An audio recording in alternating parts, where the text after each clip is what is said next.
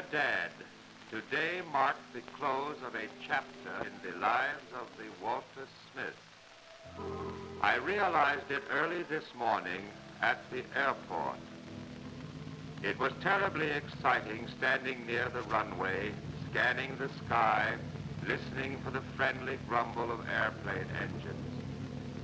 I was with the others, impatiently waiting for the Alden Matthews and the Raymond Giffins to come out of the blue, the first new additions to our staff since we arrived in China a year ago. I think it was the sight of the DC-3 that stirred my recollection.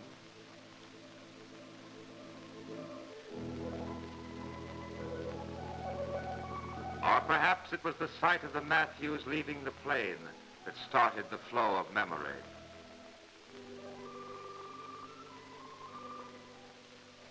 Looking at their excited, friendly faces brought back a recollection of Lucia, the children, and myself first arriving in China.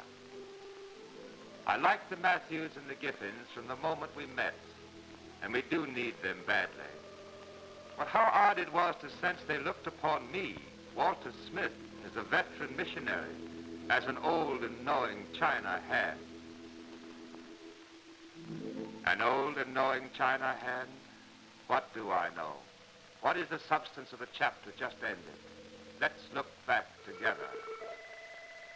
It seems only yesterday when we were paddled up the Min River, our eyes drinking in the exotic loveliness of Pagoda Anchorage, with its drifting clusters of sampans. China at first glance was everything we had dreamt it would be. We landed at a point near the famed bridge of 10,000 ages. I think Lucia and Margaret were the first of the Smiths to set foot in the Orient.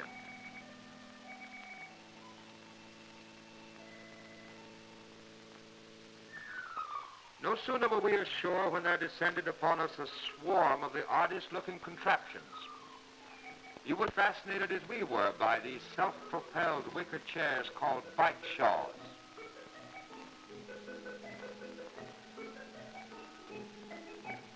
Then began a trip to the mission compound that was for us a prelude to the drama in which all of us would play an unknown part. We were carried along at a loping pace through narrow streets that smelled of fish and faded vegetables. We saw venerable old stores with unfamiliar food for sale. We tried to see a cohesive picture of China all at once, but saw only fragments of sights, caught only flashes of sounds and scents. A stream of faces drifted by.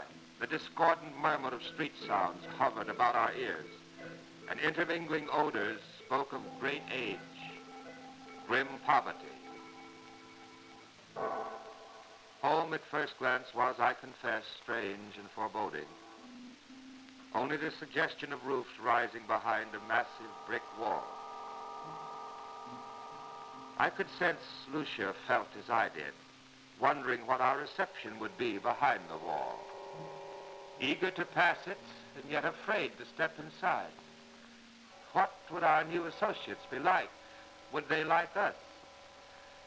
Believe me, Dad, we were a quartet of very tired and timid Smiths walking up the path of the compound. But from the first moment our presence was known, the great heart beating behind the high wall revealed itself. They came from all directions, engulfing us in the warmth of their welcome. In an instant, we were one with all those whose names we knew. Bert Farreau and T.H. Jew, Helen, and Alan Thompson, Agnes and Leonard Christian, veterans of 39 years of service, Guy and Betty Thielen, old-timers all, glad to see us, eager to count us as one of their number. Ned Smith and Len Christian offered to show us our quarters. There would be no running water or modern conveniences, but there would be something more important than both. We had met our neighbors, and we already loved our home.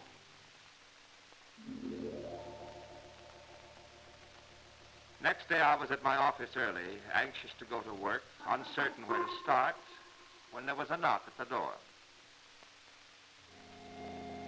Guy Seelan had asked K.U. Lau, one of the Chinese Christian leaders, to take me in hand and teach me the Fuchao dialect.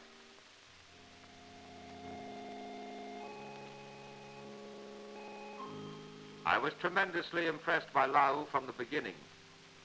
He possessed all the natural dignity, intelligence, and capacity for understanding characteristic of his race.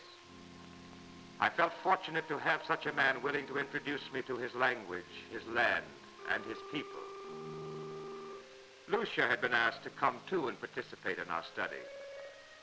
Knowing our Lucia as you do, you will understand how eager she was to get to grips with the problems needing to be mastered. To my delight, Lau suggested that during the day we walk through the city together. And later, only a few steps from the compound, my education began. This, Lau told me, had once been a fine Chinese school. Now it was a shattered wasteland, a field of jagged stones, familiar to all who have seen the shambles of war. The sight was all the more poignant for the pieces of slate and pages of books embedded in the rubble. It was all the more pathetic for the family we found scavenging among the ruins. The mother's face mirrored all the misery of a ravaged land.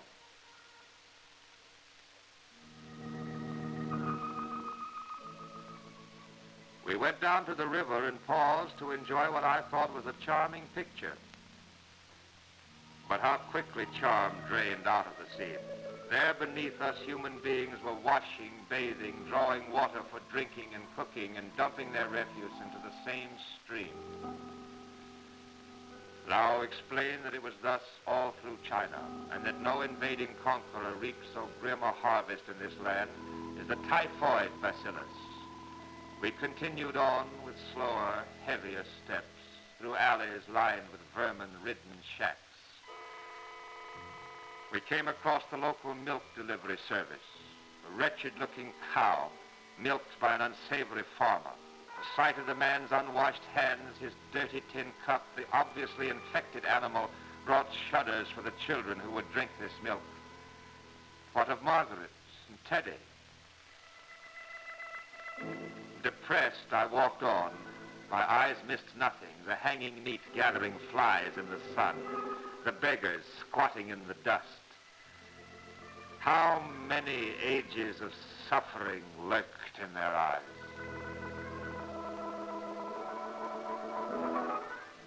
Lau took me to a clinic held by the staff of the Union Hospital. Dad, how shall I describe it? Doctors examining men so ravaged by tuberculosis, they were sent away to die. Women racked with malaria, trachoma,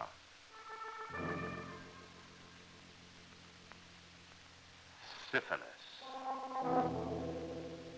all the vicious variations of human agony.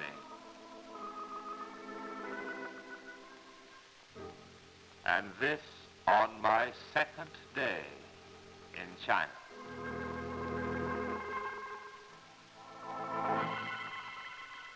There was no sleep for me that night. I lay awake and watched a parade of tragic specters drift through my brain. And I asked myself, what can I do here in the face of such utter hopelessness? I looked over at Lucia, sleeping so peacefully, and asked, what could have possessed me to bring her and Margaret and Teddy to such a place as this? I saw visions of the church back home I might have had, how clean it looked, how clean and fine. I asked God for strength and guidance. I heard the sounds of my family breathing, and I prayed.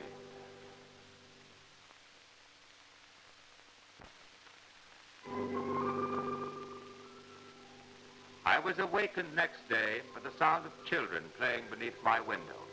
Margaret had made friends with the cook's daughter, and they were having a grand time.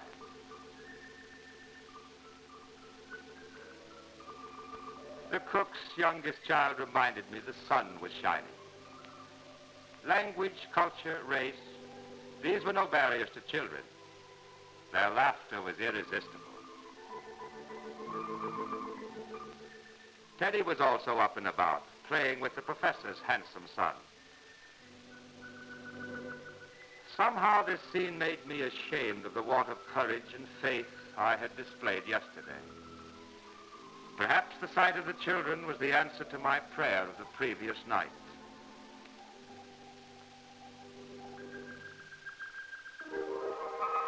I had a growing suspicion that I had dealt unfairly with Fu Chao, having looked at but one side of the picture. And indeed this was true. On my second walk through the city, I saw its lyrical loveliness. The pagodas rising gracefully into the high air, gracefully rising out of the sunless alleys and the dank gray streets. I saw revealed in their architecture the beauty of a people's spirit, captured in stone, transfixed for all men to see.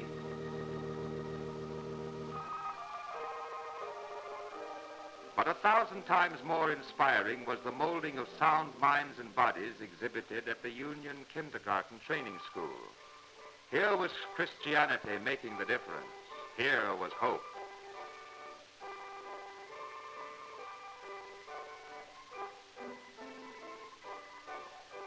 I have never seen children so adorable and happy as those freshly scrubbed little fellows playing on the lawn.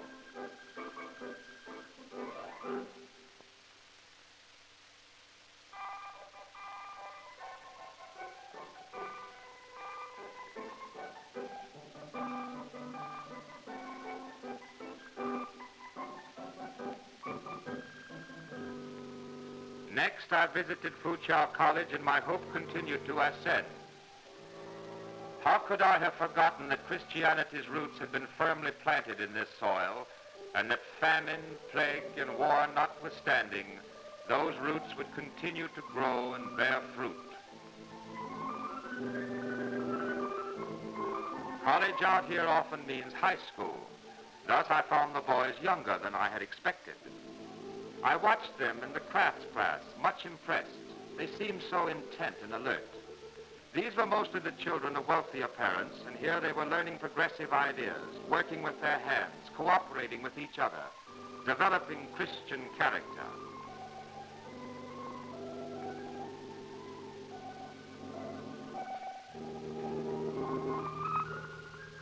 At Wen Shan Girls' School, I was equally impressed. The girls were neat and crisp in their bright blue outfits, and they entered into their English class with such genuine enthusiasm, I simply had to stand and watch.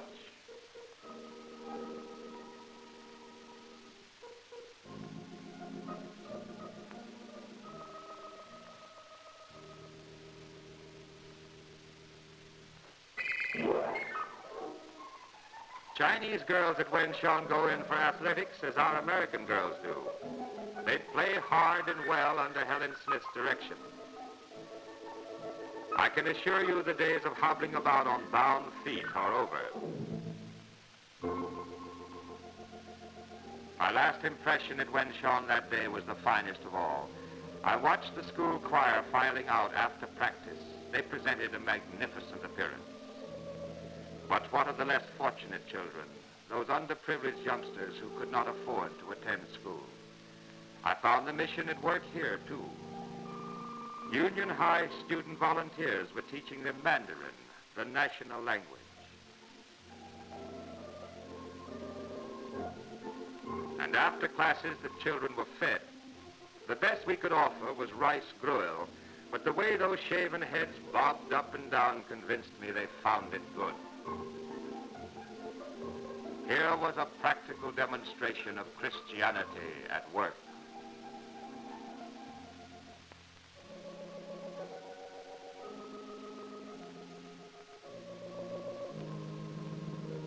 At dinner that evening, I bowed to thank God for our food, but more for faith renewed. Yes, Dad, our meal that night was an occasion in the nature of a Thanksgiving. But none of your New England turkey feasts with knife and fork. The quarter tonight was rice, the weapons chopsticks. And it was every man for himself.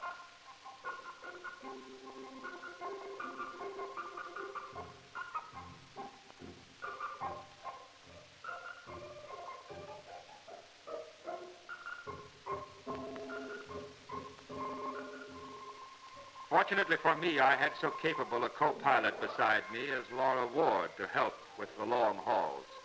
Laura demonstrated the successful Oriental boarding house reach.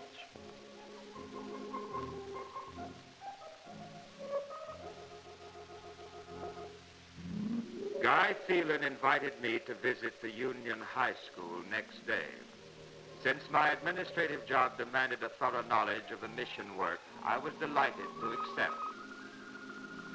Union High School specializes in agriculture and vocational training. During its 20 years of operation as a joint denominational enterprise, it has steadily expanded in size and reputation.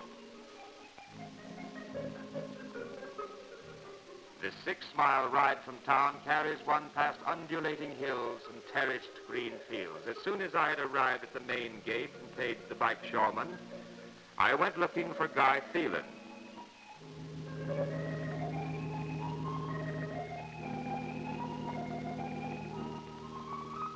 I found him instructing a class in animal husbandry, using rabbits to demonstrate the proper care and handling of animals.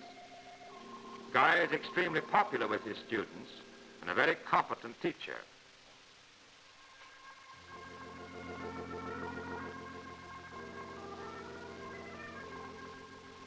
He took me to his farming class where he was teaching that proper seed selection could produce bigger and better crops.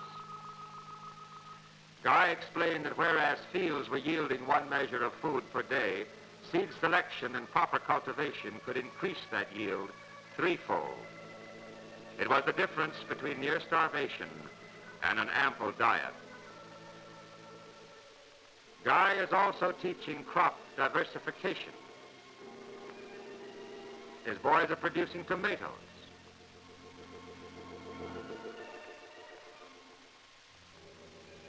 and cabbages, in addition to the staple rice. The students are allotted small plots of ground where they learn farming by working the soil. At the same time, they are growing food to help pay their way in school. Guy took me to another quarter of the school where a group was engaged in building cabinets and office furniture to replace the equipment destroyed during the last war. By setting an example himself, Guy is severing that traditional bond which prevents well-born Chinese from working with their hands in the belief that to do so is degrading.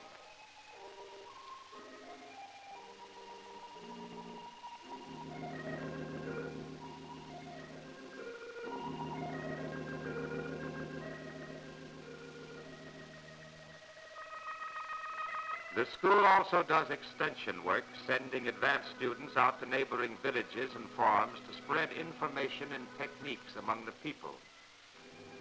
I went along with one group who specialized in insect control.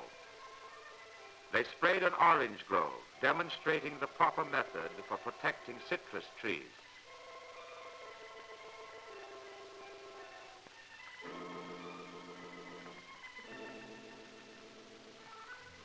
The villagers were learners here. Each year, insects take a frightful toll of their trees, yet they are often afraid to spray, believing the poison will kill the friendly spirits of the trees, as well as the insects. 4,000 years of ignorance and superstition cannot be blown away by the single blast of a spray gun. Each day, new converts are won.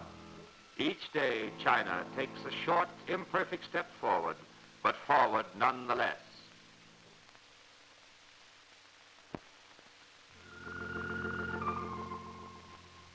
During the months that followed, I settled down to the routine of my work. I recall one day going down to Fujian Christian University to pinch hit for an absent professor. The university is about 6 miles from Fuchao. It nestles on a mountainside looking out across the broad Min River. Surely the architect of this school must have been a scholar and a philosopher himself. He designed a place perfectly suited to stimulate meditation. One senses the quiet dignity of the institution from the moment one passes through its monumental gate. Dr. Roderick Scott was there to show me the school and to reassure me about my emergency lecture. Meeting a group of students was my most memorable experience at the university that day. Their enthusiasm, their interest, not only in China, but in the worldwide Christian movement, make it inevitable that one day these keen young men will be among their nation's leaders.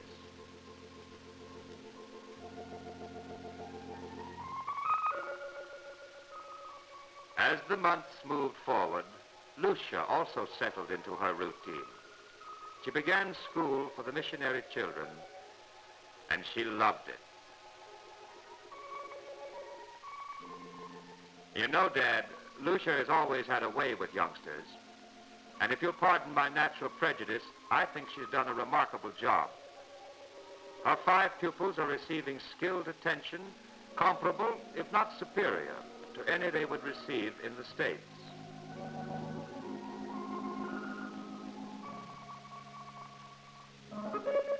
Of course, part of Lucia's job is running the house. In China, that's an incredibly complex assignment. There is a regular board meeting involving Lucia and the cook, wherein they tabulate accounts in astronomical figures.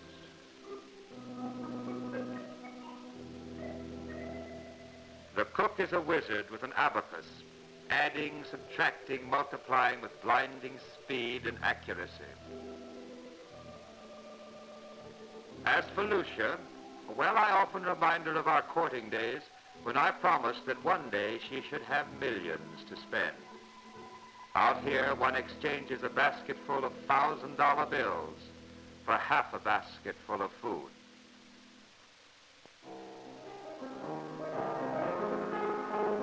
During our first week here, Albert Farrow invited us to bring Teddy and Margaret to him for piano lessons. Farrow teaches a number of excellent students, directs our choir and orchestra, and gives numerous concerts at the mission station.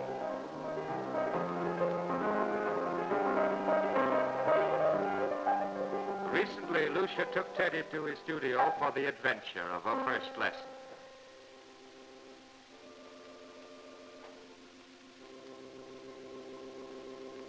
Under such skilled hands, Teddy has developed an interest and is learning very quickly.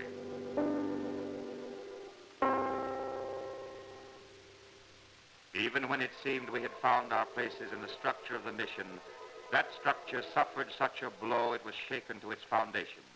One day recently I received a disturbing call from Dr. Dyer at Union Hospital. She met me on the walk, saying T.K. Chu was critically ill, and took me to see him. T.K. Chu is the head, yes, and so much the heart of our mission. For years he has suffered from tuberculosis and should have conserved his strength. But such is the nature of the man that he would not spare himself.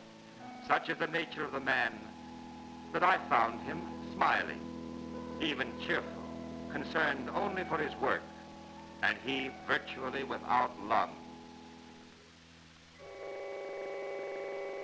Dr. Dyer took me to the X-ray room where we asked Mr. Newman for the picture made that morning of Chu's chest. While we waited, I looked about me and thanked God that we could provide him with the most modern medical equipment. This was one of the few X-ray departments in South China. And imagine, Dad, this in a land where millions have tuberculosis. Dr. Newman analyzed the film of Chu's chest for me. It was a grim picture, worse than we had feared. The only hope, the new drug, streptomycin. I cabled the Home Office immediately. Several days later, the life-giving package arrived. It was put to use at once, undoubtedly saving Chu's life. Can you imagine our feelings when that box arrived? It seemed to me a symbol of how much we depend on the folks back home. We are only as strong as you make us. Temporarily, I stepped in to take Chiu's place. I began with an effort to revitalize the church itself, hard hit by war and the events following. H.Y. Wong, pastor of the parish at Upper Bridge, paid me a visit. Wong is a tired old man who has given his life to Christian service.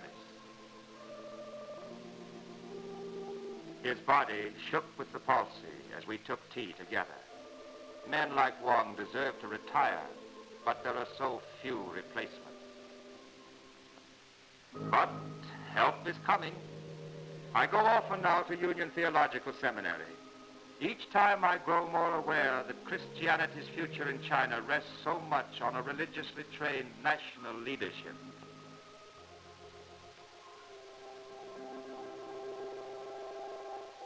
These are the youth destined to replace men like Wong. These are China's Christian future in embryo.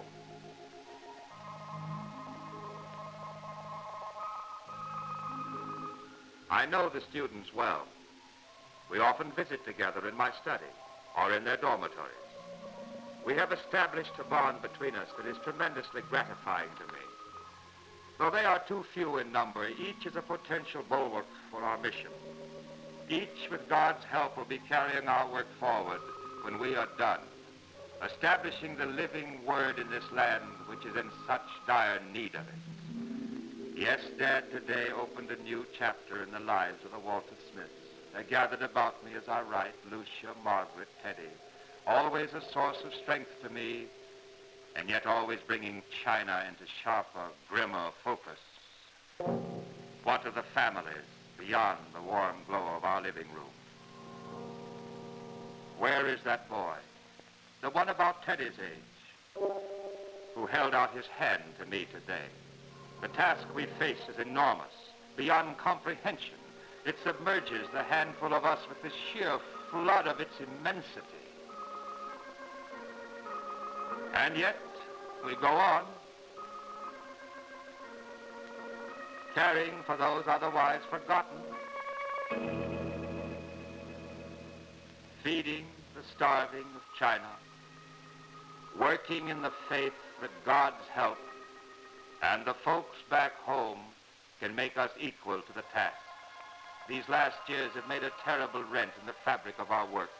Where there were schools, now there is only a carpet of rubble. Yes, and a blueprint, and a prayer. Where there were schools, there will be schools again. If only we had the tools with which to work. If only we had bulldozers to give life to the blueprint. Think of us, 10,000 ages behind the time and yet without a moment to lose. Believe me, every day the sights we see well nigh defeat us. And at night, we see those sights again, specters which rivet the urgency of our work deeper, ever deeper into our hearts. But God is in this land. His presence is felt. His church grows. His people believe. These are his people, and he has endowed them well. They have courage. They are eager to learn. They are decent men who seek the truth and the way. They are people with a future, a Christian future. They are a people who need our help, yours and mine, and they shall always have it. They ask not that we work for them, but with them. They want neither servants nor masters, but brothers in Christ. I must close now, Dad. Lucia, Margaret, Teddy, all of us veteran China hands are proud to report our work is progressing. It's growing late and time all of us were asleep. There is so much to do tomorrow. With love, Walter.